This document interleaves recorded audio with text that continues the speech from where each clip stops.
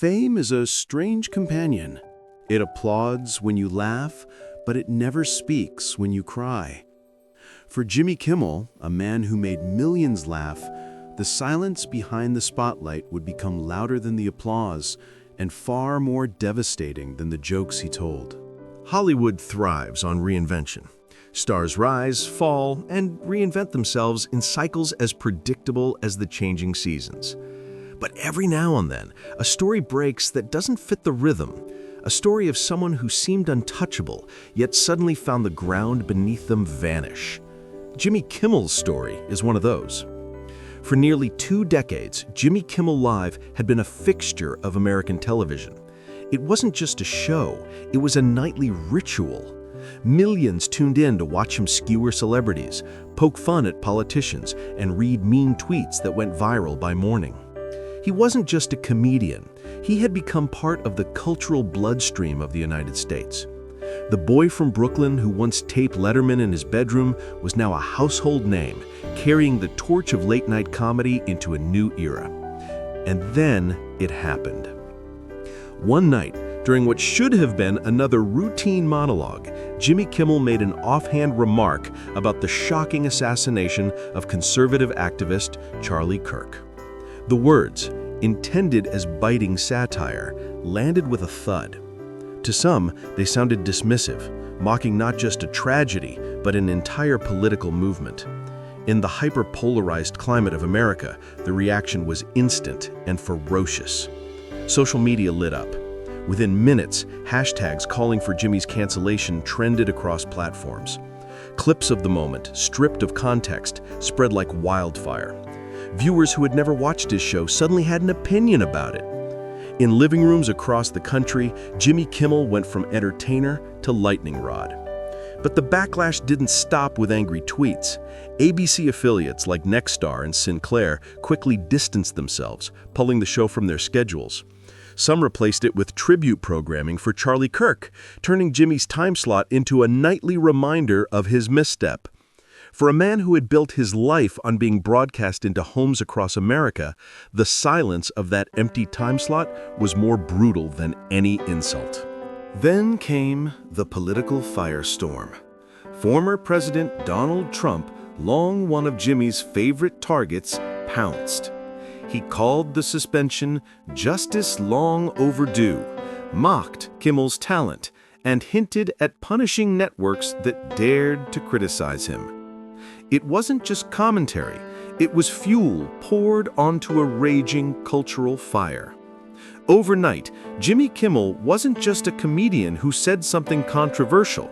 He became a symbol in America's ongoing war over free speech, media, and politics.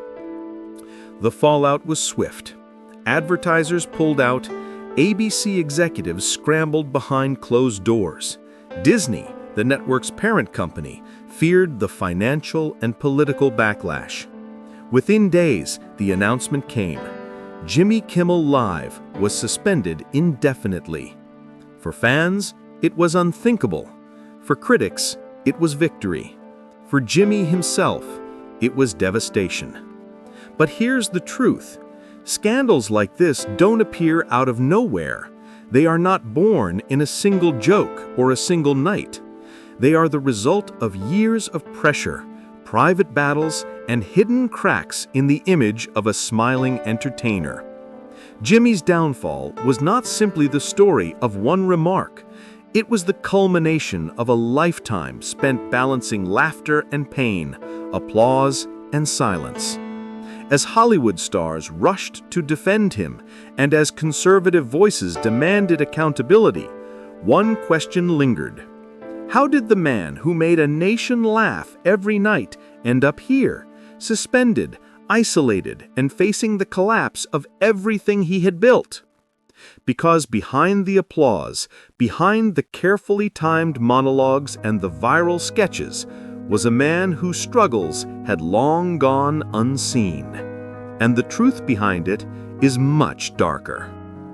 Every public figure carries an origin story, one that shapes not only their career, but the way they carry themselves in moments of crisis. For Jimmy Kimmel, That story began far from the glamorous studios of Los Angeles. James Christian Kimmel was born on November 13, 1967, in Brooklyn, New York, to a working-class Catholic family. His father, Jim, was an executive at American Express, while his mother, Joan, juggled household responsibilities and part-time jobs. They weren't wealthy, but they valued hard work, faith, and family. From the very beginning, humor wasn't a performance for Jimmy. It was survival. When Jimmy was 9, the family relocated to Las Vegas. To outsiders, Las Vegas might have seemed like a playground of neon lights and endless possibility. But for a shy child, it was an unforgiving place. Casinos and tourists made headlines, but beneath the glitter was a transient community where children quickly learned to adapt or be left behind. For Jimmy, comedy became his shield. In classrooms where he often felt like an outsider, laughter was the only currency that mattered. He learned early that a well-timed joke could defuse tension, redirect cruelty, and win him a seat at the table.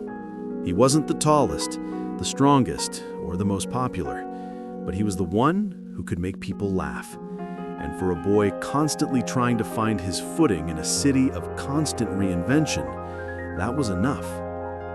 Religion added another layer to his formative years. Raised Catholic, Jimmy served as an altar boy. Sundays meant rituals, sermons, and the quiet authority of priests. From them, he learned something invaluable: the power of cadence, of pauses, of words delivered with weight. It was performance in its own way, though cloaked in sacred robes rather than stage lights. Years later, when he stood in front of cameras, those lessons of presence and rhythm would echo in every monologue. But childhood was not without wounds. Jimmy struggled with shyness and insecurity. He was smart, but often distracted. Teachers sometimes dismissed him, unaware that beneath the jokes was a boy searching for identity. That constant push and pull, wanting to be noticed, yet fearing exposure, became the template for his adult life. The duality of being the funny one, yet still feeling invisible, would never fully leave him. His fascination with broadcasting began early. While other kids chased sports or nightlife, Jimmy stayed up late with headphones, recording David Letterman shows. He studied the rhythm of Letterman's jokes, the interplay with the audience, the art of turning silence into laughter.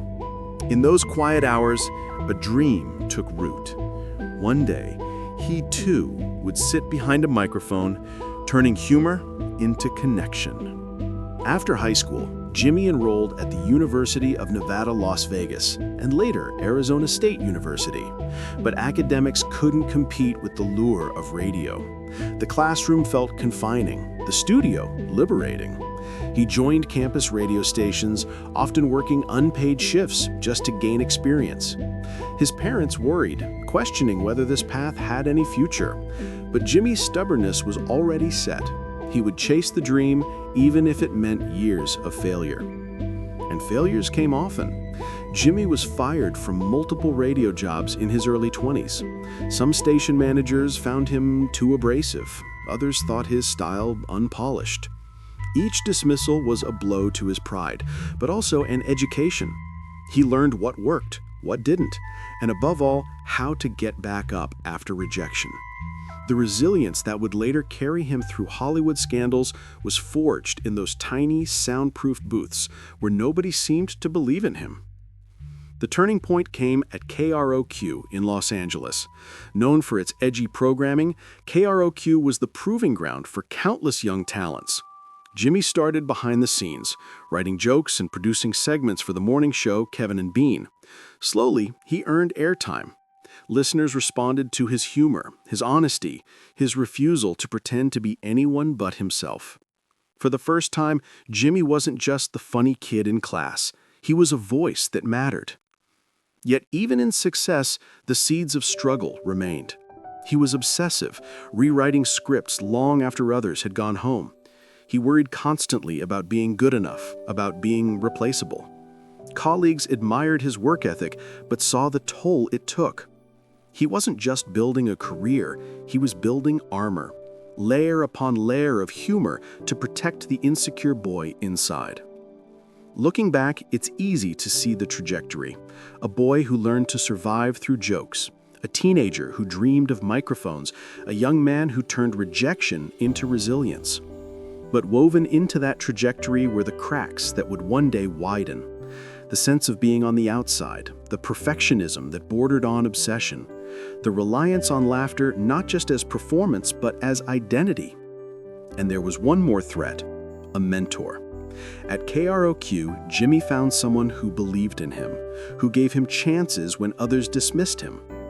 That relationship would launch his career into television. But as fate would have it, the same man who lifted him up would later play a role in the hardest chapter of his life.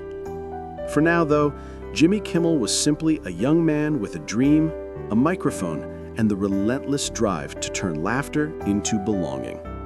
His childhood had shaped him, his failures had hardened him, and his ambition was about to propel him towards opportunities bigger than he had ever imagined. Because the man who first gave him a chance would also be the one to end it all.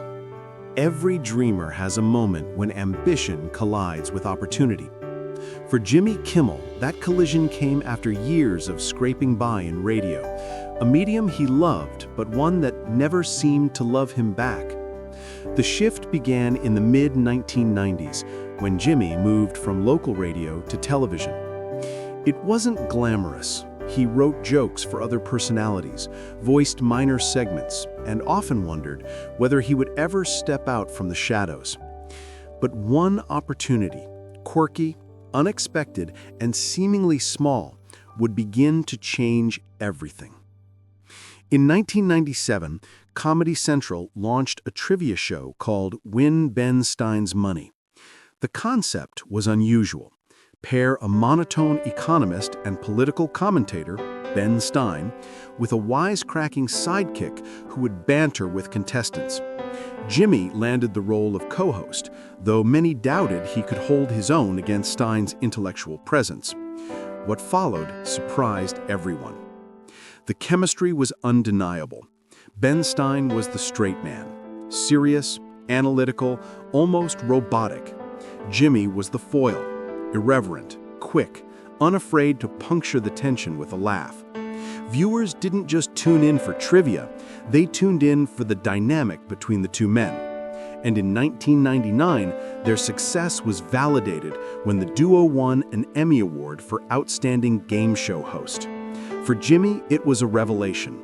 After years of being told he wasn't polished enough, wasn't professional enough, he now had industry recognition. But Jimmy's ambition stretched beyond co-hosting. He didn't just want to stand next to someone else's spotlight, he wanted a stage of his own. That stage arrived, controversially, with The Man Show. Co-created with Adam Carolla, whom he met during his radio years, The Man Show premiered on Comedy Central in 1999. It was unapologetically crude, filled with beer-drinking antics, scantily clad women, and satirical takes on masculinity. The show polarized critics from day one. Some praised its boldness and humor. Others condemned it as sexist and regressive. Yet for Comedy Central, controversy meant ratings, and ratings meant success. Jimmy was no longer just a sidekick. He was now a face audiences recognized. His humor, sometimes biting, sometimes self-deprecating, found a national stage. But fame, even early fame, brought baggage.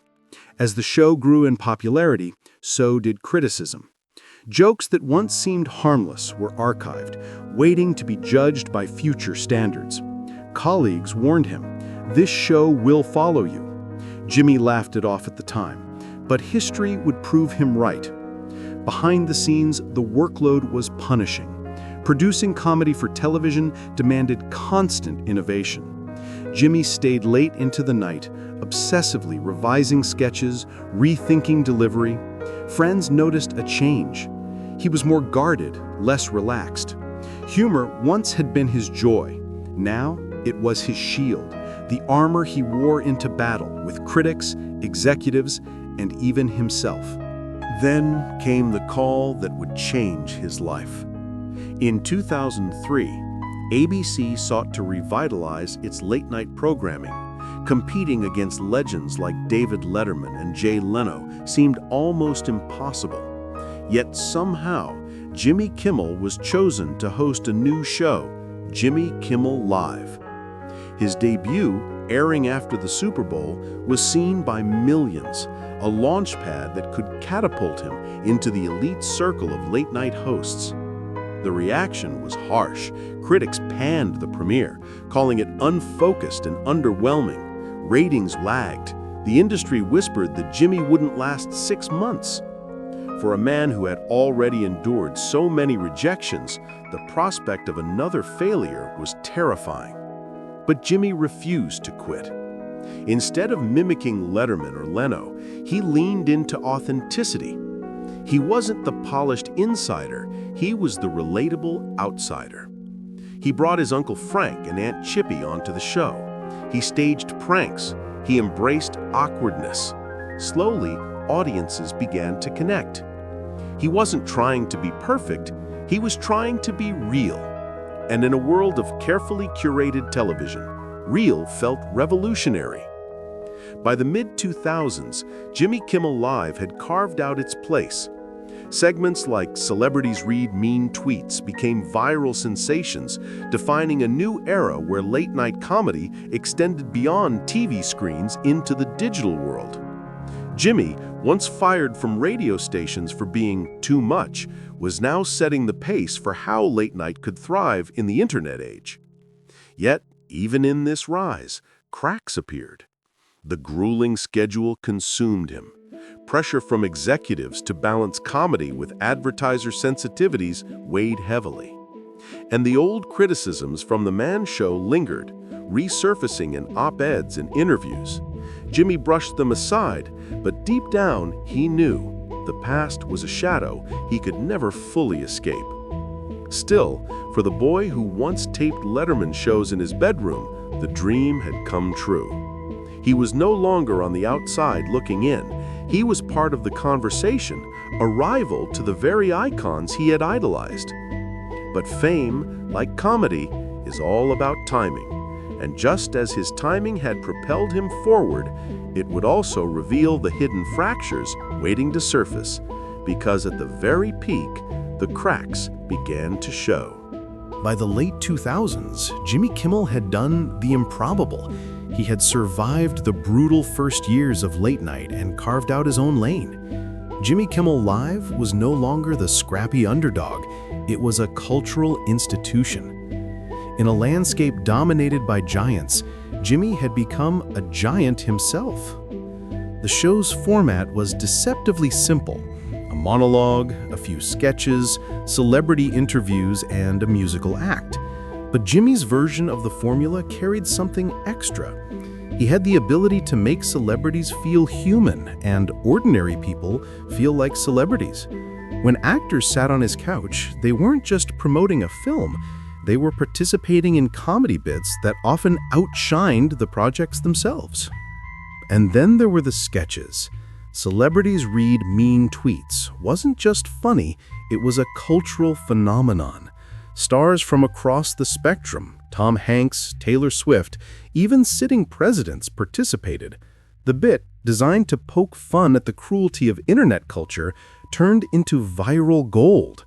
Every time a new edition dropped, it dominated YouTube, Twitter, and morning talk shows. Jimmy was no longer just competing with other late-night hosts, he was competing with the internet itself and winning. Another hallmark was the Halloween candy prank, in which parents filmed themselves telling their kids they had eaten all the candy, only to capture the hilarious meltdowns that followed. What started as a small gag became an annual tradition, replayed on local news broadcasts, shared on Facebook, and discussed at office coolers. Jimmy had tapped into something rare, comedy that felt communal, that transcended demographics. the success opened doors far beyond his own studio. By the mid-2010s, he was hosting the Academy Awards, the most scrutinized stage in entertainment. In 2017, during the infamous Oscars mix-up, when La La Land was mistakenly announced as Best Picture instead of Moonlight, it was Jimmy who steadied the ship. In front of a global audience, he cracked jokes to defuse the chaos while maintaining composure. Critics praised his handling of the moment. In that instant, Jimmy Kimmel wasn't just a late-night host, he was Hollywood's trusted master of ceremonies. Yet what truly distinguished him from his peers was his willingness to drop the jokes and speak from the heart. In April 2017, Jimmy stood on stage and revealed to his audience that his newborn son had undergone life-saving heart surgery. His voice cracked, his eyes welled with tears. He wasn't performing, he was confessing. That night, the monologue became something more than entertainment. It became a national conversation about healthcare, empathy, and what it meant to be a parent. Lawmakers cited his words in debates. Families across America wrote to thank him. For once, comedy had become conscience, and Jimmy had delivered it. But the higher the pedestal, the sharper the spotlight. The workload was punishing. 5 shows a week, constant rehearsals, endless pressure to remain relevant. Writers described him as relentless, pushing for rewrites minutes before airtime, sometimes rewriting jokes as the teleprompter operator begged for finality. Jimmy's perfectionism, the same drive that lifted him from obscurity, was now exhausting those around him and himself most of all. Behind the curtain, cracks widened. The internet that had amplified his success also amplified his critics. Every monologue was dissected, every joke pulled out of context. Supporters praised him for bravery, but detractors painted him as partisan, especially during the Trump years. Advertisers grew nervous. Disney executives, proud of his influence but wary of backlash, pressured him to tone down the politics. Jimmy refused. He saw late night as more than jokes. It was a stage for truth. But truth has consequences. Friends noticed his weariness. He became more guarded, less present outside of work. Vacations were rare, and even then, he was glued to headlines. He scrolled through social media comments late at night, replaying criticisms in his head. To the world, he was the smiling host who seemed untouchable. To those closest, he was a man consumed by the very machine he had built. Even his triumphs carried shadows. Hosting the Oscars brought prestige, but also brutal scrutiny. Critics analyzed every joke, every gesture. A single slip could dominate headlines for days. The very stage that affirmed his stature also deepened his anxiety. Success felt less like a rival and more like survival. Still, the boy who once taped Letterman shows had reached heights beyond his imagination. He was a household name, a trusted voice, a fixture of American culture. His face was on billboards, his clips were embedded in digital feeds, his voice carried into living rooms night after night. But as history has shown, time and again, the higher the climb, the more fragile the balance. The applause was loud, but the silence afterward was louder. Fame, after all, does not heal insecurities. It magnifies them. And even as the world laughed with him, Jimmy Kimmel was beginning to fade inside. While the world watched the star, they missed the person fading inside.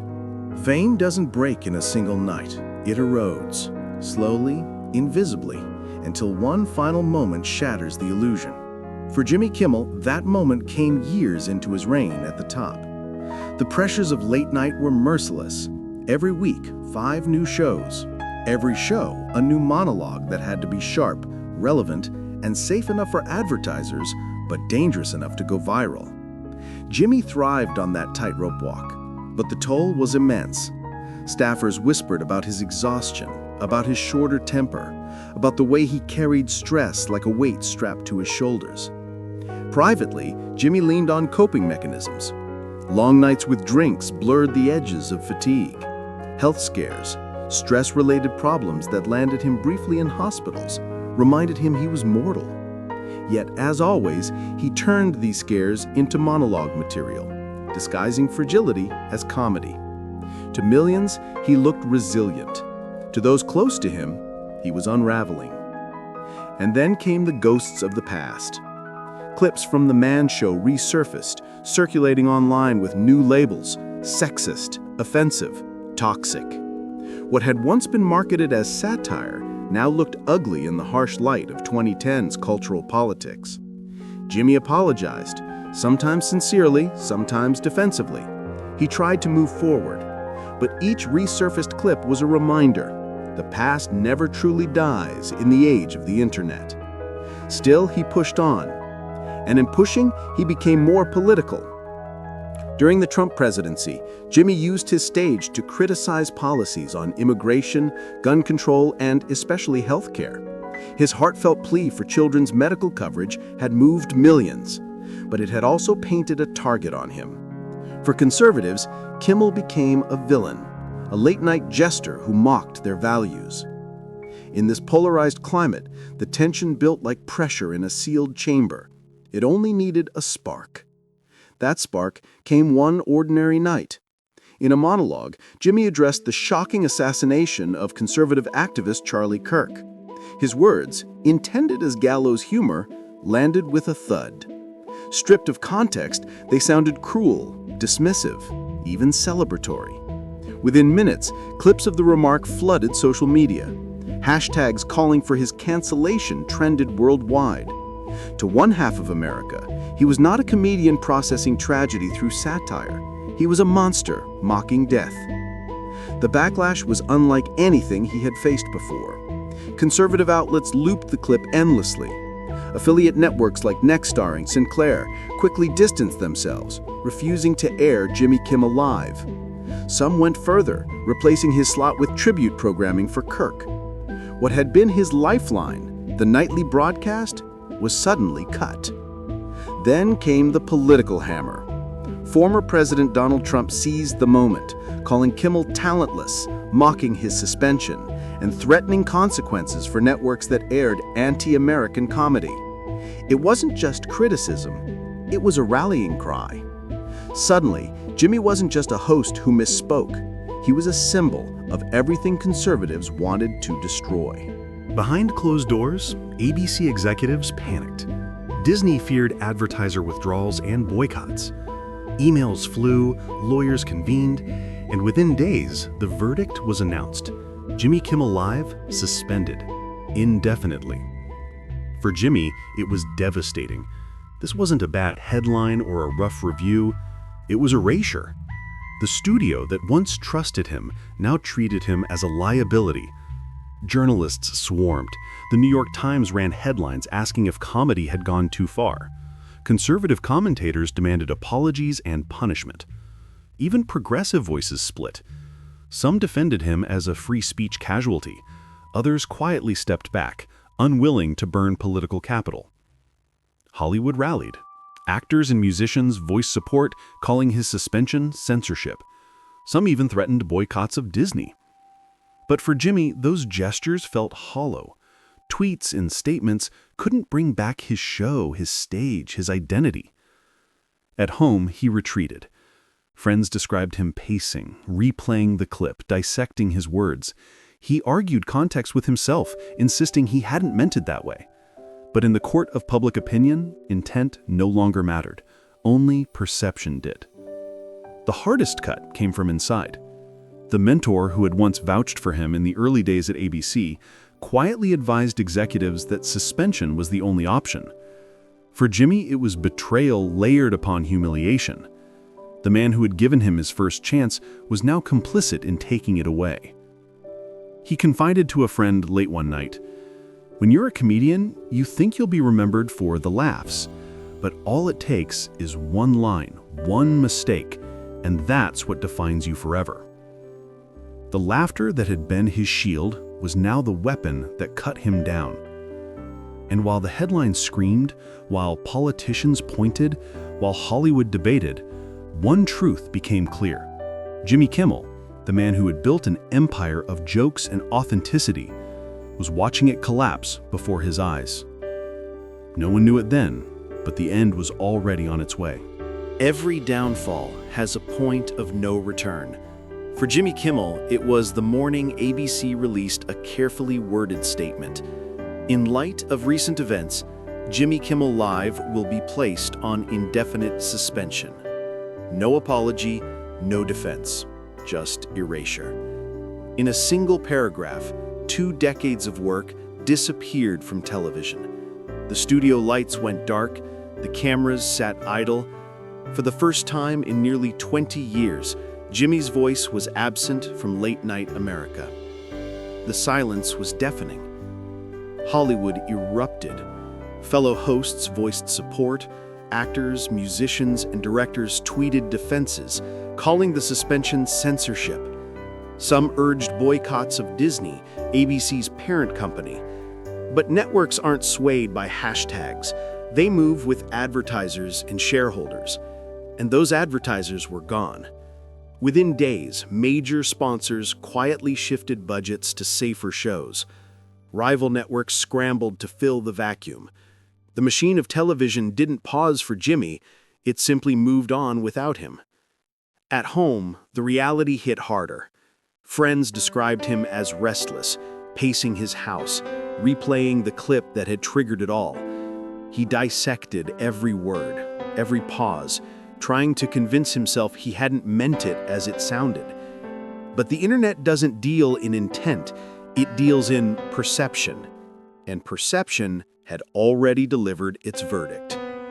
Headlines were relentless. The Washington Post, "When comedy crosses a line, the Kimmel question." Fox News, "Late-night liberal finally gets what he deserves." Even sympathetic outlets admitted the scale of the backlash was unprecedented. Jimmy had become more than a comedian who misspoke. He was a cultural symbol, weaponized by both sides of America's political divide. The betrayal stung worst of all. The mentor, who had once fought to bring him into ABC, who had stood by him in the uncertain early days, now advised executives that suspension was the only viable option. It was déjà vu of his youth. The man who gave him his first break was also the one to end it. The personal toll deepened. Jimmy withdrew from public life. He skipped industry events. He ignored calls.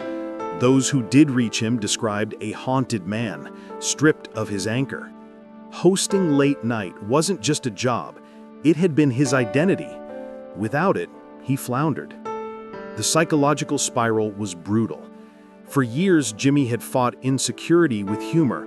Now, stripped of his stage, humor no longer worked. He confessed to a friend, "When you're a comedian, you think you'll be remembered for the laughs, but all it takes is one line, and that's forever." Nights were the hardest. He scrolled endlessly through social media, unable to look away from criticism. Even supportive comments felt hollow, drowned out by the avalanche of outrage. The man who had once united millions in laughter now felt utterly alone. In the industry, the writing was on the wall. Producers scouted replacements. Advertisers locked in contracts with competitors. Rival hosts adjusted their tone, mindful of avoiding the fate that had befallen Kimmel. For executives, Jimmy was no longer a beloved host. He was a liability, a reminder of how fragile late night had become in the age of outrage. To his family, he was still dad, still husband. But even they saw the difference. The once playful, quick-to-joke father now carried a heaviness that lingered in every room. He tried to mask it, but the absence of the stage was too big to ignore. In moments of rare honesty, he admitted the silence scared him. For a man who had built his life around being heard, invisibility felt like a kind of death. The tragedy wasn't just the suspension, it was the unraveling of identity. Jimmy Kimmel wasn't just losing a show, he was losing himself. And yet, the cruelest irony remained. He had risen to fame by being authentic, by showing vulnerability in a medium dominated by masks. And it was that same authenticity, the unfiltered remark, the refusal to soften, that ultimately destroyed him. The boy, who once taped Letterman shows in his bedroom, had reached the very summit of American entertainment. Now that boy was gone, replaced by a man staring into silence, unsure if laughter would ever belong to him again. The scandal was a headline to most, but to Jimmy Kimmel, it was a tragedy written in real time. When the noise of scandal begins to fade, what remains is legacy. Not the hashtags, not the outrage, but the imprint left on culture and on the people who shared the journey. Jimmy Kimmel's legacy is not simple. It is layered, contradictory, and deeply human. For millions of viewers, he will always be the man who made them laugh before bed. Night after night, his voice was the closing chapter of their day. His sketches, whether celebrities reading cruel tweets or parents tricking their children on Halloween, became cultural rituals. These weren't just television moments, they were shared experiences, replayed at office desks, discussed in classrooms, and woven into family memories. That is not easily erased. And then there were the nights when Jimmy stepped out from behind the shield of comedy. His tearful monologue about his newborn son's heart surgery was more than a personal confession. It was a national event. Families wrote to say they felt seen. Politicians invoked his words in debates.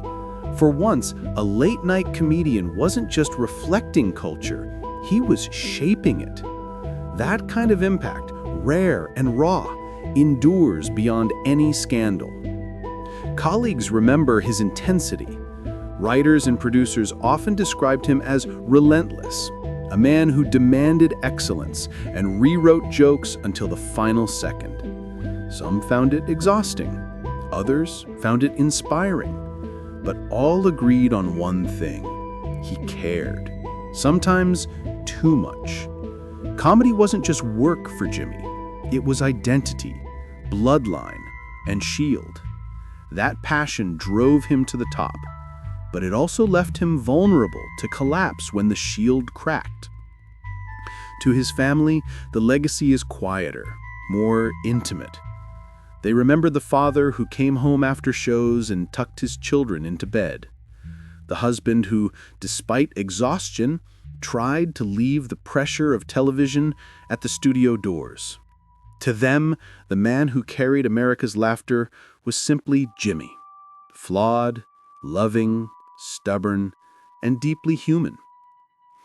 Yet the scandal cannot be ignored. For some, it defines him. His name will forever be attached to the night words went too far. In that sense, Jimmy Kimmel is both a cautionary tale and a reflection of the times, a reminder of how quickly public opinion shifts, how ruthlessly media amplifies missteps, and how fragile a career, even one built on decades of work, can be. But legacy is rarely written by one chapter. It is written across a lifetime. Jimmy Kimmel's story forces uncomfortable questions. Do we allow our entertainers to be human?